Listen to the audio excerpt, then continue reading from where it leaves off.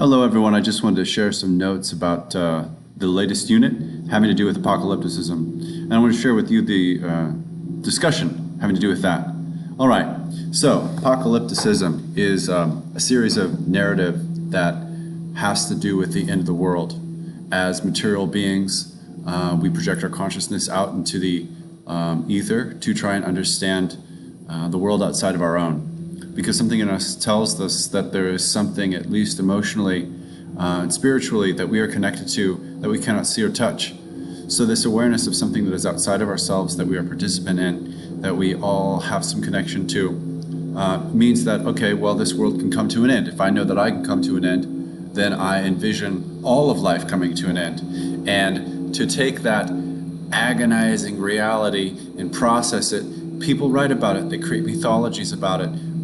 As you've studied in this slideshow, there's a series of biblical texts that talk about that, revelations having to do with that, books from the Old Testament as well having to do with the end of the world prophecies. And of course, this is something that has been on people's minds for a very long period of time.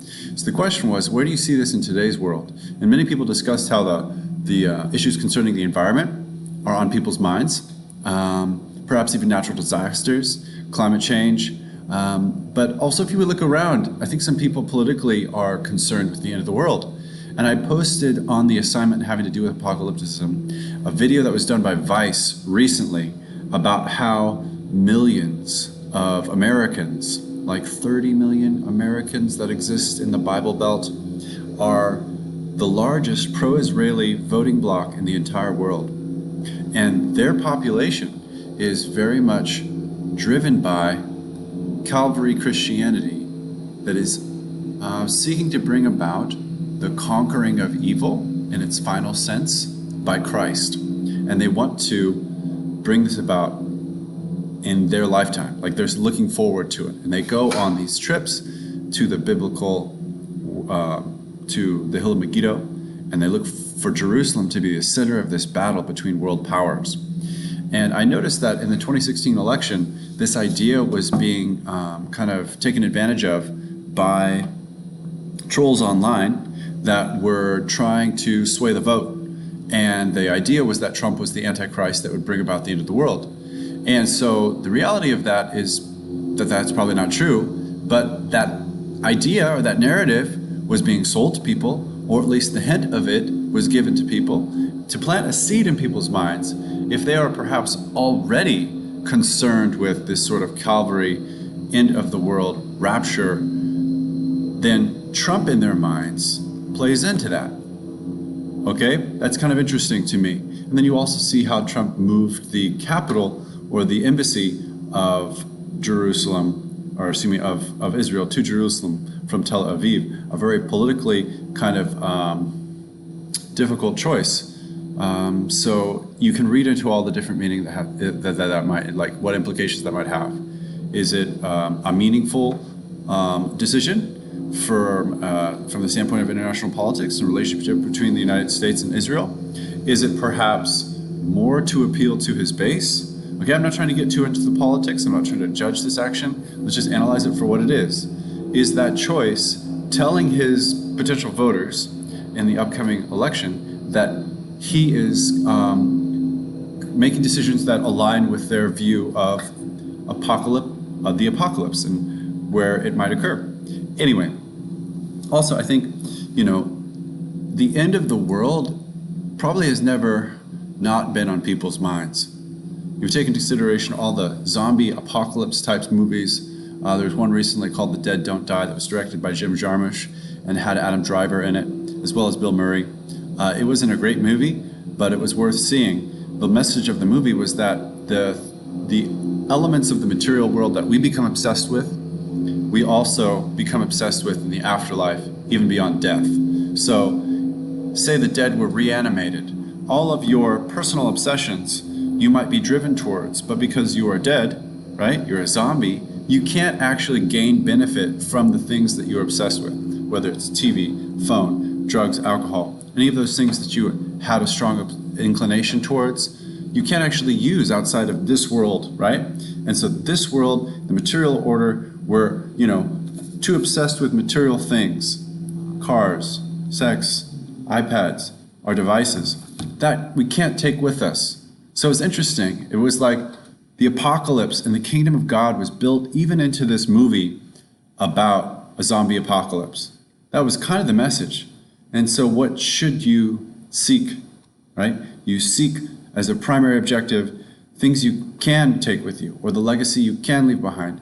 It's how you relate to the world emotionally and how you process that through art, literature, music. All of those things are infinitely beneficial. Why are people so incredibly unhappy in this world?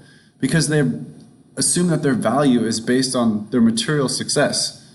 When, sure, you need a certain baseline of income to be happy according to sciences, but striving for that and having that be the only way that you kind of establish a sense of value or your sense of purpose is really not that helpful. So I'm going to take a look at a couple people's responses.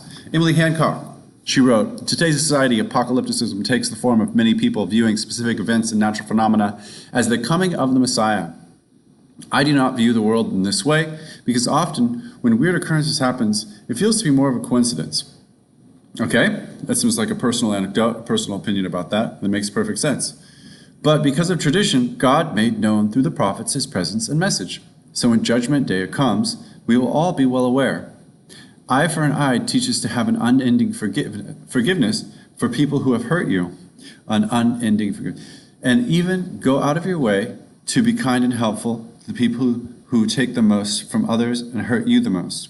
The Beatitudes teach that all who suffer, who feel less than, or who act righteously will be rewarded for their patience, persistence, and good actions. The Salt and Light teaches that we are the children of God, and we have to let our love and good actions be known to the world, not hidden. Great words here, Emily. I appreciate what you have to say. Thank you for being so on top of the discussions, being the first one to post. I would like to discuss this also in a similar kind of way. A criticism from the material perspective might be that the Beatitudes condition people to be subservient or to subject themselves or tolerate suffering. Another, maybe more inspiring perspective on this is that social action might be what we are called to take from this, is that if the poor are to be rewarded in the kingdom of God, okay, well, is that in God's hands or is it in our hands to raise up the lowly, try and balance things out? What can we say about that? We attended LaSallian School. The mission of LaSallian Schools was to educate the poor. Is that not a mission to raise people up? Perhaps even some of the great social changes of the last 20th century or so were driven by religious movements, the Great Awakening, the abolitionist movement.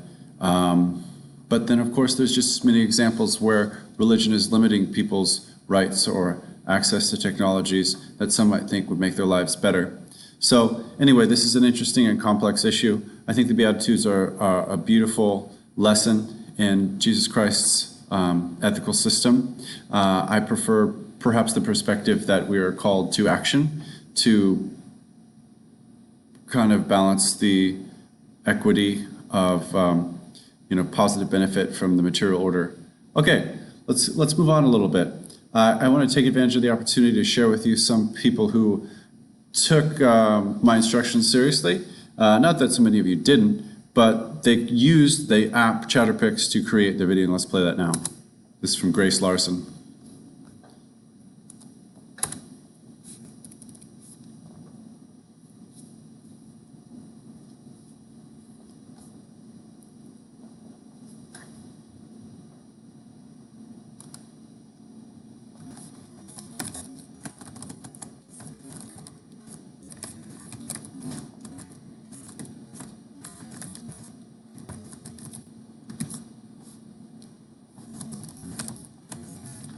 All right, that was wonderful. Thank you very much, Grace. I appreciate that. Let's go on to Daniel Larson. Yeah, they kind of limit you with the length of these videos, so here it is.